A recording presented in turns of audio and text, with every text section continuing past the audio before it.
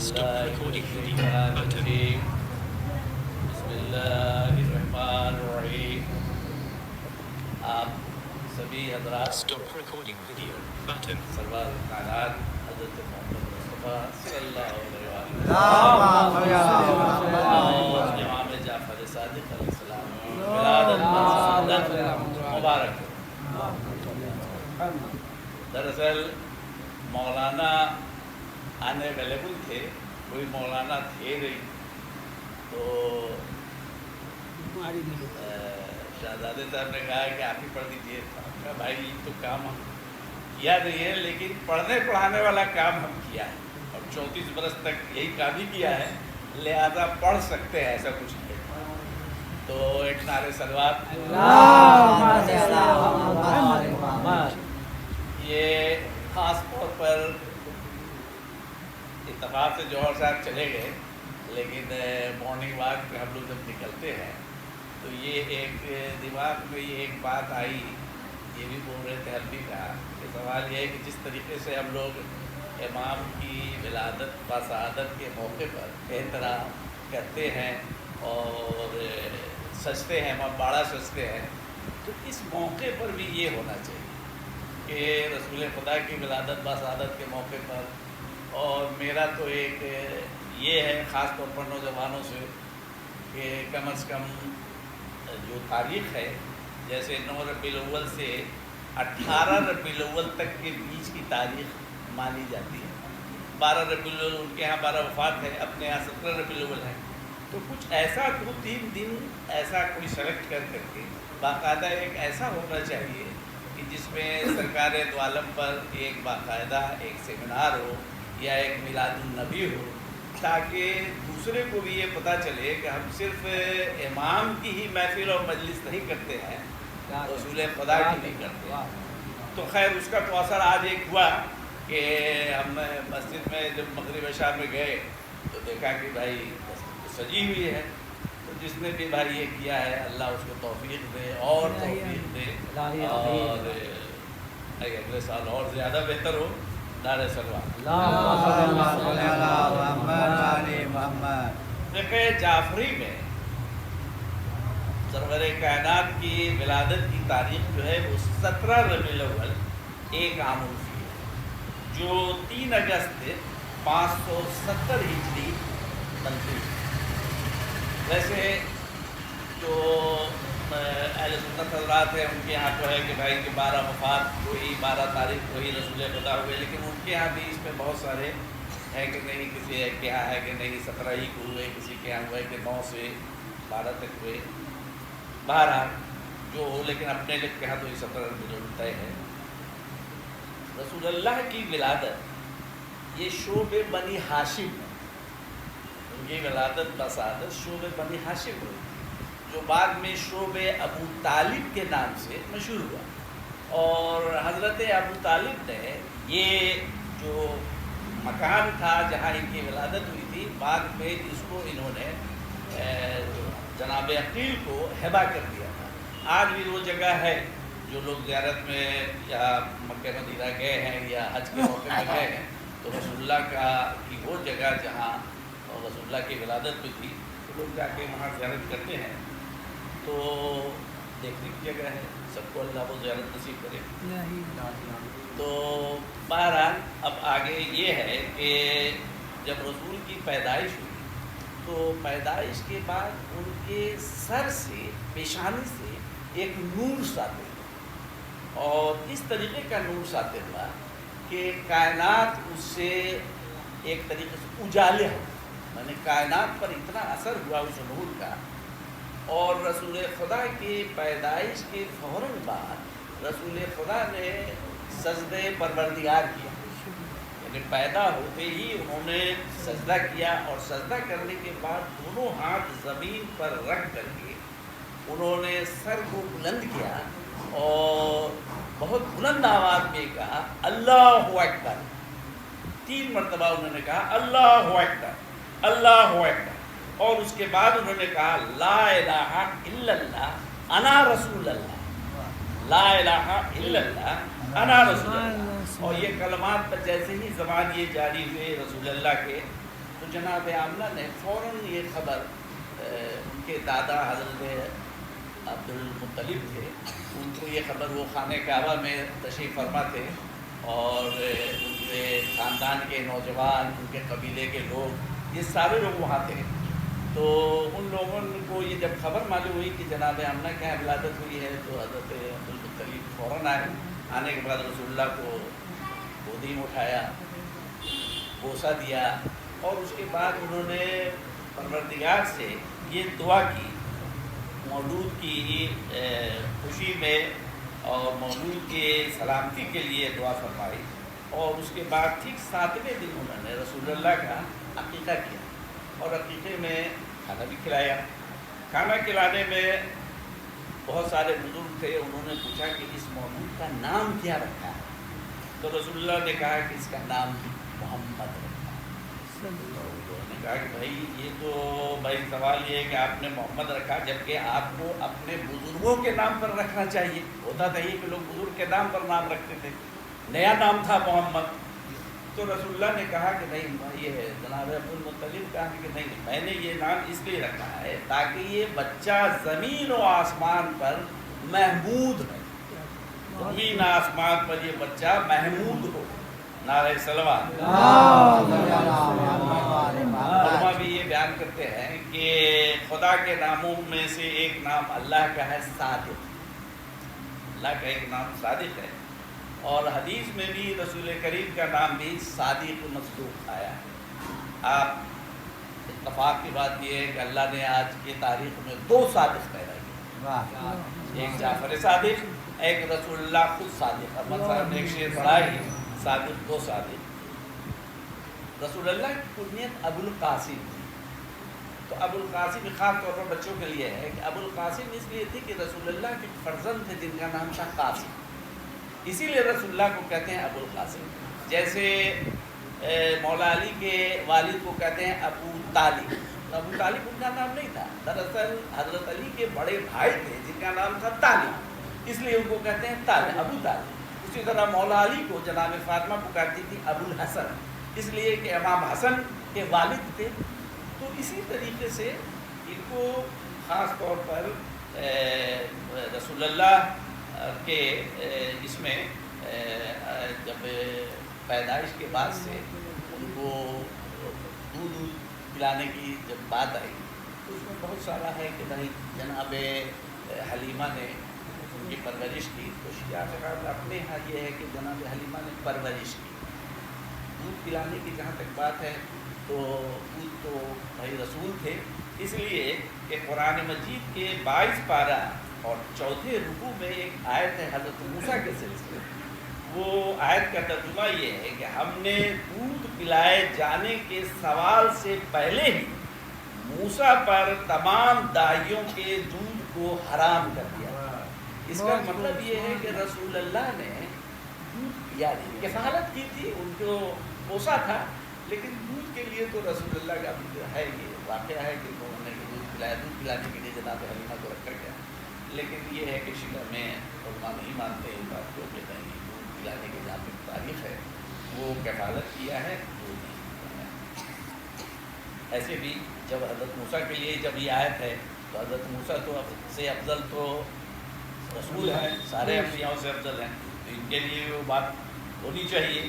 اس لیے وہ تاریخ میں 6 برس کی جب عمر ہوئی رسول اللہ کی تو جناب آمنہ کی وفات ہو گئی، یعنی ماں کا انتقال ہو گیا.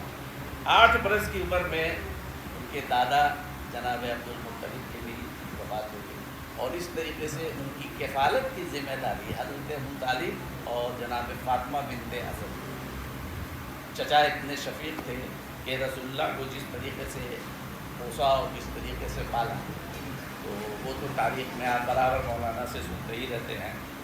12 سال کی جب رسول اللہ کی عمر ہوئی تو حضرت ابو طالب ایک قافلہ لے کر کے جا رہے تھے شام بزنس کے سلسلے. تو رسول اللہ نے کہا کہ ان کی بھی جانے کی خواہش ہوئی تو حضرت طالب نے اپنے ساتھ کر لیا. جب یہ قافلہ شام کے قریب پہنچا تو وہاں کچھ راہب تھے کرسچن، انہوں نے دیکھا کہ بھائی یہ بچہ کون ہے جس کے چہرے سے اتنا نور آتے ہیں، پیشانی سے نور آتے ہیں. انہوں نے پوچھا تو ابو طالب نے کہا کہ تو میرا بھتیجا بچہ ہے، کہا کہ نہیں ان کو اس طریقے سے باہر لے کے نہ نکلے، اس لیے کہ ہماری کتابوں میں جو ذکر ہے اس سے تو یہی ثابت ہوتا ہے کہ یہی وہ بچہ ہے جو آخری نبی میری کتابوں میں ہے کہ آخری نبی کی ساری صفت اس میں نظر آ رہی ہے، لہذا اس کو باہر آپ لوگ کس طریقے سے لے کے نہیں نکلے۔ اس لیے کہ یہودیوں سے اس بات کا خدشہ ہے کہ وہ نقصان پہنچا دیں۔ بہرحال یہ واقعہ عمر گزری 20 سال کی جب رسول اللہ کی عمر آئی تو ایک واقعہ آپ کو سنانا ہے جس کو کہتے ہیں واقع فضول۔ یہ واقع فضول کیا ہے؟ یہ واقع فضول میں جتنے بھی قریش کے قبیلے تھے انہوں نے ایک میٹنگ کر کے اس میں رسول اللہ کو بھی رکھا تھا، رسول اللہ کی عمر 20 سال تھی، تو واقع فضول میں جتنے بھی قریش کے تھے سردار لوگ ان کی ایک بیٹھک ہوئی اور انہوں نے ایک ایجنڈا بنایا کہ ایک مدعا کہ بھائی اس پر ہم لوگ ڈسکس کریں گے۔ تو آپ کو ایک خاص طور پر بچوں کے لیے کہ قریش کے 25 قبیلے، 25 قبیلے میں بڑے بھی قبیلے تھے چھوٹے بھی قبیلے، اس 25 قبیلے کے کچھ قبیلوں کا ذکر ہم کر دیتے ہیں خاص طور پر بچوں کے لیے کہ سب سے تو آپ سنتے رہتے ہیں بنی ہاشم، بنی ہاشم، بنی ہاشم دراصل رسول اللہ کا قبیلہ ہے، تو بنی ہاشم میں رسول اللہ ہیں، مولا علی ہیں، اور بنی ہاشم میں جتنے آپ تو جانتے ہیں بنی ہاشم زیادہ اچھی طریقے سے آپ جانتے ہیں۔ اس کے بعد ایک قبیلہ تھا جو کافی مالدار بھی تھا اور کافی ہر چیز میں ثروت، ہر پیسے میں، کوڑی میں، لڑنے بھڑنے میں، اس کو کہتے ہیں بنی مخزوم۔ یہ قبیلہ بنی مخزوم جو تھا اس کے اب کچھ اس قبیلے کے کچھ پرسنالٹی ایسی تھی کہ جس کو بتا دیں کہ اس قبیلے میں کون کون مشہور افراد تھے، تو بنی مخزوم میں جو سب سے مشہور افراد تھے وہ ولید ابن مغیرہ، ان کے پاس پیسے سے کی کمی نہیں تھی اور تو ثروت کے آدمی تھے، اور رسول اللہ جب 20 سال کے تھے تو سب سے بڑا قبیلہ یہی تھا بنی مخزوم۔ پھر اس کے بعد ان کے بیٹے کا بھی بہت نام ہے جن کو ہم کہتے ہیں خالد ابن ولید۔ اتفاق سے خالد ابن ولید کو سیف اللہ باقی حضرات کہتے ہیں کہ اللہ کی تلوار کہتے ہیں، لیکن کیسی تلوار چلائی ہے وہ آپ تاریخ پڑھیں۔ دوسرا قبیلہ تھا بنی زہرہ۔ بنی زہرہ جو قبیلہ تھا تو اس کی جو امپورٹنٹ پرسنالٹی تھی جناب آمنہ خود رسول اللہ کی ماں تھی، جناب آمنہ جو تھی وہ بنی زہرہ سے ہے۔ اس کے بعد بنی زہرہ کے ہی دوسرے افراد جو بہت امپورٹنٹ تھے وہ تھے سعد ابن ابی وقاص۔ تو سعد ابن ابی وقاص کا کیا ہے کہ سعد ابن ابی وقاص رسول اللہ کے صحابی تھے، کافی جنگ لڑی انہوں نے، اور حد تک یہ ہے کہ کوفہ بھی فتح، کوفہ کو انہوں نے ایک طریقے سے بسایا، ایران فتح کیا تھا سعد ابن ابی وقاص نے، اور باقاعدہ ملٹری کا جو کیمپ فوج کا ایک سینٹر بنایا تھا وہ بنایا تھا کوفہ، یعنی کوفہ بسایا سعد ابن ابی وقاص نے۔ تو سعد ابن ابی وقاص تو رسول کے صحابی تھے، محترم تھے، لیکن اب اس کو کیا کہیے کہ ولی کے گھر میں شیطان، تو انہی کے فرزند ہیں ملعون عمر ابن سعد۔ عمر ابن سعد کو آپ اچھی طریقے سے جانتے ہیں کہ یہ کون حضرت ہیں۔ اس کے بعد ایک حضرت اور تھے اسی قبیلے کے، وہ تھے عبد الرحمن بن عوف۔ یہ بھی بہت امپورٹنٹ پرسنالٹی ہیں، آپ تاریخ میں پوچھیے گا کہ عبد الرحمن بن عوف کون تھے، تو عبد الرحمن بن عوف کا بھی ذکر مل جائے گا آپ کو، خلافت میں انہوں نے کیا کیا ہے وہ سب کا۔ بنی امیہ ایک قبیلہ تھا، بنی امیہ، یہ آپ اچھی طریقے سے جانتے ہیں، بنی ہاشم اور بنی امیہ تو آپ جانتے ہی ہیں۔ بنی امیہ یعنی ابو سفیان اور امیر معاویہ اور یزید اور مروان، یہ سب۔ دوسرا قبیلہ تھا بنی سہم۔ بنی سہم جو قبیلہ تھا اس کا امپورٹنٹ پرسنالٹی تھا عمر ابن عاص۔ تو عمر ابن عاص جو تھا وہ تو ایک دم پرائم منسٹر تھا میرے شام کا، خاص ایک دم صلاح کار، ہر چیز میں آگے آگے۔ عمر ابن عاص کی آپ تاریخ پڑھیے گا تو عمر ابن عاص میں مل جائے گی۔ ایک قبیلہ تھا بنی اسد۔ تو بنی اسد میں جو امپورٹنٹ پرسنالٹی تھی وہ خود جناب خدیجہ کو بناتی رسول اللہ کے دور میں۔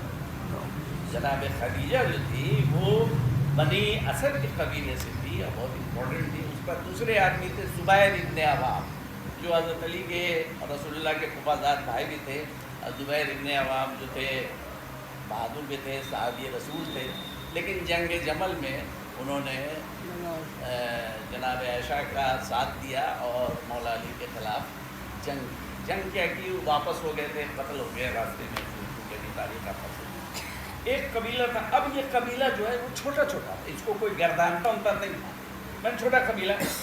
इनके सरवत भी कम, इनका इकोनॉमिक पोजीशन भी अच्छी नहीं, ताकत में भी कम। तो उसमें एक कबीला था बनी तमीम, लेकिन इसके जो एक फ़र्द इतने इम्पोर्टेंट है, इतनी पर्सनालिटी है कि आज इस्लाम में बगैर उनके तो कुछ है नहीं। उसमें इनके एक फ़र्द थे हज़रत अबू बकर बनी तमीम। लेकिन रसूलुल्लाह के वक्त में ये कबीला एकदम किनारे था, आइसोलेटेड किनारे, उससे किसी को उतना था। दूसरा कबीला था बनी अदी, ये कबीला था, इसमें भी एक इम्पोर्टेंट पर्सन उभर के आए, बहुत बड़ी पर्सनालिटी हज़रत उमर। तो ये सब कबीले के लोग जमा हुए और एक अहद किया और एक मुआहिदा किया। मुआहिदा क्या था? यही मिल करके एक मुआहिदा किया जिसमें रसूलुल्लाह की उम्र उस वक्त 20 साल थी। मुआहिदा किया, मुआहिदा में ये हुआ कि हम मजलूम का साथ दें, नहीं दें, जो मजलूम है उनकी मदद करेंगे, हकदार को हक दिलाएंगे और उस वक्त तक हक दिलाएंगे जब तक उसका हक मिल नहीं जाए। और ये तहरीक जो थी, दरअसल इस तहरीक की बुनियाद रखी थी रसूलुल्लाह के एक चचा थे ज़ुबैर इब्ने अब्दुल मुत्तलिब। लेकिन रसूलुल्लाह भी उस माने जो ग्रुप बना था ये तहरीक चलाने का, उस वक्त 20 साल रसूलुल्लाह की उम्र थी, रसूलुल्लाह भी इस तहरीक में थे। और ये देखिए कि ऐसा शरीफाना मुआहिदा था कि जिसमें रसूल अकरम थे कि रसूल अकरम की रसालत के बाद जब रसूलुल्लाह ने ऐलान रसालत कर दिया तो इस मुआहिदे को मेंटेन रखा। और आज भी इस्लाम में वो एक बाकायदा मरकज़ी हैसियत रखता है कि भाई मदद, गरीबों की मदद कीजिए, मददगार की मदद कीजिए, जो मजलूम है उनके साथ खड़े हो जाइए। आज है ये इस्लाम में ये ख़ास चीज़ रखी। तो रसूलुल्लाह ने उस मुआहिदे को अपने ऐलान रसालत के बाद भी जारी रखा। उसके बाद रसूलुल्लाह की उम्र हुई 25 साल। 25 साल में रसूलुल्लाह की शादी जनाब खदीजा से। वक्त गुजरता गया, जब रसूलुल्लाह की उम्र 38 साल तो बेसत से 2 साल पहले रसूलुल्लाह ने एक गार तलाशा, जो आप अच्छी तरीके से जानते हैं, जिसको कोए हिरा कहते हैं। वो गार दरअसल है क्या कि 4 लंबाई के हिसाब से 4 हाथ और चौड़ाई के हिसाब से 1.5 हाथ। उस गार में रसूलुल्लाह चले जाते थे और 2-2 दिन 3-3 दिन उसी गार के अंदर इबादतें परवरदिगार करते थे और फिर उस गार से बाहर आते थे। रमज़ान में तो महीनों रह जाते थे, रमज़ान के महीने उसी में रहते थे गार में, वो हेरा के नाम से है। ये समझिए कि ये जब रसूलुल्लाह की 40 साल की उम्र हुई और मसरूफ़ इबादत ही थे कि उनके कानों में एक आवाज़ आई, उसने कहा या मोहम्मद। तो रसूलुल्लाह ने जब देखा तो देखा कोई नहीं, फिर आवाज़ आई या मोहम्मद। अब उन्होंने नज़र घुमा के तो देखा कि एक नूरानी शक्ल के कोई खड़े हुए हैं, हज़रत जिब्रील। तो उन्होंने कहा कि जनाब ये अपने मरतबत को कि जब उन्होंने कहा कि या मोहम्मद पढ़ो इक़रा, तो रसूलुल्लाह ने कहा कि माँ इक़रा, क्या पढ़ें? तो तब हज़रत जिब्रील ने कहा इक़रा बिस्मि रब्बिकल लज़ी खलक़। उसके बाद इतना ही कहना था कि रसूलुल्लाह ने सब कुछ पढ़ दिया, यानी कुरान पूरा सुना दिया। अरे पढ़े हुए तो रसूलुल्लाह थे ही। ये एक ये था कि हज़रत जिब्रील को ये सुना दिया। घर तशरीफ़ लाए और हज़रत अली से और जनाब खदीजा से ये वाक़या बयान किया कि ऐसा ऐसा मेरे साथ हुआ है।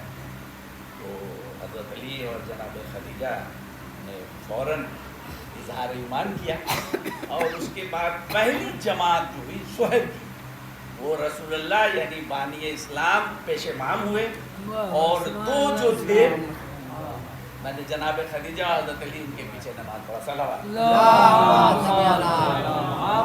ये तारीख कहता है लोग कि 27 रजब की है और लगभग 610 ईस्वी की है। अब ये है कि उसके बाद ऐलान रसालत किया उन्होंने। ऐलान रसालत में दावत ज़ुल अशीरा में ऐलान रसालत हुआ। वक्त गुजरता गया, ईद गदीर तक का वाक़या नुमा हुआ, ये सब आप जानते हैं। और ये होते होते रसूलुल्लाह کی حیات طیبہ بھی اب لگ بھگ طے ہو چکی تھی، لیکن اس دوران آج کے ڈیٹ میں آج دیکھ لیجیے کہ یہ 2 آدمی سے چلنے والی جماعت، 2 آدمی سے جماعت رسول اللہ نے اسٹارٹ کیا، آج 50 سے زیادہ کنٹری ہے جہاں رسول اللہ نے جو پہلے دفعہ پیدائش میں اپنے کہا تھا اللہ اکبر، تو آج 50 کنٹری سے زیادہ ہے جہاں صبح و شام یہ آواز آتی ہے اللہ اکبر۔ سائنٹسٹ تو یہاں تک کہتے ہیں کہ اللہ اکبر کی آواز کبھی بند نہیں ہوتی ہے، اور آپ بھی دیکھ سکتے ہیں کہ اگر 5:45 میں اللہ اکبر شیعہ مسجد میں ہو رہی ہے تو پھر 5:50 میں کسی اور جگہ ہو رہی ہے، 5:60 میں کسی اور جگہ ہو رہی ہے، 6 بجے کسی دوسرے جگہ ہو رہی ہے، 6:30 بجے دوسرے کنٹری میں چلے گئے۔ تو اس طریقے سے یہ ایک روٹیشن جو ہے وہ کبھی اللہ اکبر رکنے والا نہیں ہے۔ جو رسول اللہ نے پیدا ہوتے ہی کہا تھا اللہ اکبر، وہ آج اللہ اکبر 50 سے زیادہ کنٹری میں مسلمانوں کا ہے، اور جو جماعت 3 آدمی سے رسول اللہ نے شروع کی تھی وہ جماعت آج کیا ہے آپ دیکھ سکتے ہیں کہ کتنی بڑی جماعت ہوتی ہے۔ وہ آپ خانہ کعبہ دیکھیے، یا آپ زیارت میں اربعین میں جاتے ہیں وہاں کی جماعت دیکھیے کہ کیا نظارہ ہوتا ہوگا۔ ہم لوگ کو تو بھائی، اور جس کو نصیب ہوا ہے مظفر صاحب گئے ہیں، سب جماعت اٹینڈ کیے ہوں گے، جو حج کیے ہیں وہ کیے ہیں، تو اندازہ ہوگا کہ کتنا اس سے آدمی کی مسلمانوں کی اور گریوٹی بنتی ہے، اتنے ہیں ہم لوگ تو اسی حساب سے کچھ نہیں۔ بہرحال یہ رسول کا جو یہ مشن تھا یہ ایک سکسیس مشن ہے، اور یہی اللہ اکبر کی آواز آخری جب ہمارے امام آئیں گے اسی سلسلے میں، اب آپ اسی جو رسول کا جو مشن تھا اس مشن کے 6th پلر تھے امام جعفر صادق، 6 پلر تھے، اور ان کی بھی ولادت کی تاریخ آدھی ہے 17 ربیع الاول 702 ہجری، اور ایسے 83 ہجری اور 702 عیسوی۔ آپ کی والدہ تھی جناب ام فروہ۔ اگر ان کی آپ آگے بڑھیے گا تو جناب ام فروہ بنت قاسم بن محمد بن ابو بکر، اس لیے لوگ فرماتے ہیں اور بھی عالم کہتے ہیں کہ سیدھا سیدھی اس طریقے سے کچھ بات ہم آپ بول دیتے ہیں تو وہ نہ بولنا چاہیے۔ اس کی وجہ یہ ہے کہ جناب ابو بکر کی جو فرزند تھے محمد، وہ ان کی کفالت کیا تھا رسول اللہ، یہ حضرت علی نے کیا۔ انہی محمد کے بیٹا تھے قاسم، اور انہی قاسم کی بیٹی تھی جناب ام فروہ، اور ام فروہ کی بطن سے ہی امام جعفر صادق کی ولادت ہوئی۔ جب یہ ولادت ہوئی اس وقت جو بادشاہ تھا عبد الملک بن مروان تھا، مروان کا بیٹا عبد الملک تھا، ظالم بادشاہ تھا۔ تو اس کا کیا تھا کہ اس کے دربار میں ہمیشہ مناظرہ ہوتا رہتا تھا، یعنی خلاف ان کے کچھ سوال آ جاتے تھے، بحث و مباحثہ ہوتا رہتا تھا۔ تو اس دور میں ایک فرقہ تھا جس کے فرقے کا نام تھا قدریہ، اس فرقے کا نام تھا قدریہ۔ وہ قدریہ فرقہ کا مناظرہ شروع ہو گیا، اب کوئی جواب نہیں دے سک رہا ہے، کہ عبد الملک کو بڑا پریشان کہ میرے عالم تو ہار رہے ہیں۔ تو اس نے کسی طریقے سے اس وقت امام محمد باقر علیہ السلام سے درخواست کیا کہ آپ تشریف لاتے تو ان کا جواب دیا جاتا، چونکہ میرے جتنے عالم ہیں یہ سب سرنڈر کر چکے ہیں۔ تو جناب امام جعفر صادق کو لے کے، ان کی عمر 4 سال تھی، بیٹی کے تھے، امام محمد باقر آئے۔ آنے کے بعد جو مناظرہ میں جو لوگ بیٹھے ہوئے تھے ان سے کہا کہ کیا ہے، کیا مناظرے میں کیا پوچھنا چاہتے ہیں؟ تو انہوں نے کچھ سوال کرنے سے پہلے کہا کہ جو ہم سے پوچھنا چاہتے ہو میرے بچے سے پوچھ لو۔ تو کہ 4 سال کا یہ بچہ ہے، اس سے ہم کیا پوچھیں گے؟ کہتے پوچھ لو، اگر یہ جواب نہ دے سکے گا تب ہم میرا استعمال کرو گے، تب ہم جواب دیں گے۔ تو انہوں نے بچے سے کہا کہ بھائی اچھا ایک تو چیز تم ہی پوچھو ہم سے۔ تو امام جعفر صادق نے اس کو کہا کہ تم سورہ ہم پڑھو، سورہ ہم پڑھو۔ تو جو عالم تھا قدریہ کا اس نے سورہ ہم پڑھنا شروع کیا، اب سورہ آرم پڑھنے لگا اور جیسے ہی آیا وہ ایاک نعبدو و ایاک نستعین تو کہا ٹھہر جاؤ، تو رک گیا وہ، کہا کہ اس کا مطلب بتاؤ۔ آج اس کا ترجمہ ہے کہ میں صرف تیری ہی عبادت کرتا ہوں اور تجھ ہی سے مدد چاہتا ہوں، تیری عبادت کرتا ہوں اور تجھ ہی سے مدد چاہتا ہوں۔ اور قدریہ کا جو فرقہ تھا اس کا اعتقاد اس بات پر تھا کہ خدا بندوں کے معاملات میں دخل نہیں دیتا ہے، خدا بندوں کے معاملات میں دخل نہیں دیتا ہے اور کچھ نہیں کرتا ہے بندوں کے معاملات میں، اس کے بندوں کے کسی امر میں اس کا کوئی دخل نہیں۔ تو اب جب یہ کہا کہ اب ٹھہر جاؤ اور میں تجھی سے مدد مانگتا ہوں، تو انہوں نے امام جعفر صادق نے کہا کہ اب اس کا جواب دو کہ جب تمہارے عقیدے کے مطابق تمہارے کسی معاملے میں خدا کو دخل دینے کا کوئی حق نہیں ہے تو اس سے مدد کیوں مانگتے ہو؟ لاجواب ہو گیا۔ بات تو صحیح ہے کہ مدد مانگتے ہو، کہتے ہو دخل بھی نہیں ہے، لاجواب ہو۔ مختصر یہ کہ وہ شکست ہوا، اس کی شکست تسلیم کیا اور یہ عبد الملک بڑا خوش ہوا۔ یہ امام جعفر صادق کا یہ ایک واقعہ ہے۔ دوسرا واقعہ ان کا یہ سن لیجیے کہ ایک صحابی تھے، ان کا نام تھا بشر ثابت۔ امام جعفر صادق ایک صحابی تھے، ان کا نام تھا بشر ثابت، کافی دولت مند آدمی تھے۔ ایک بار امام کا گزر امام جعفر صادق کا ان کے گھر کی طرف سے ہوا تو دیکھا کہ کچھ رقص و سرور کی آواز آ رہی، اور باقی سے پوچھا کہ یہ کیا ہو رہا ہے؟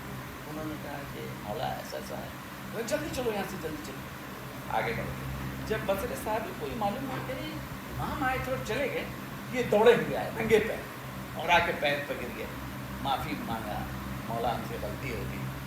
اس کے بعد ان کا یہ ایک عمل رہ گیا کہ گھر جب واپس آئے تو جتنی جائیداد تھی وہ سب فقراء میں تقسیم کر دی۔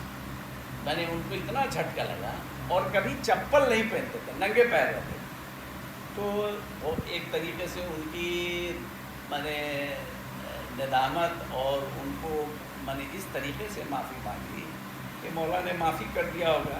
اس کی وجہ یہ ہے کہ جب یہ سڑک پر چلتے تھے تو روڈ بہت صاف، سڑک بہت صاف رہتی تھی۔ پہلے یہ تھا کہ جانور ہر جگہ غلاظت کر دیتے ہیں، تو یہ روڈ صاف رہتی تھی اور ننگے پیر چلتے تھے۔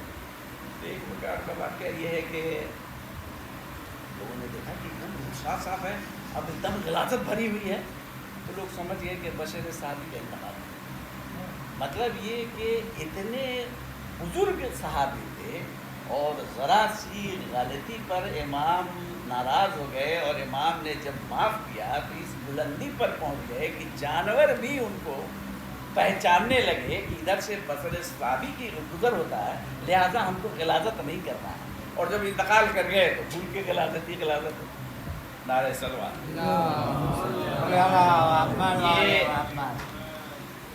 چونکہ ہم کو بھائی موقع تو کبھی ہم پڑھا ہے نہیں، یہ بھی اتفاقی ہے، شہزادے صاحب کا اصرار تھا اور ایسے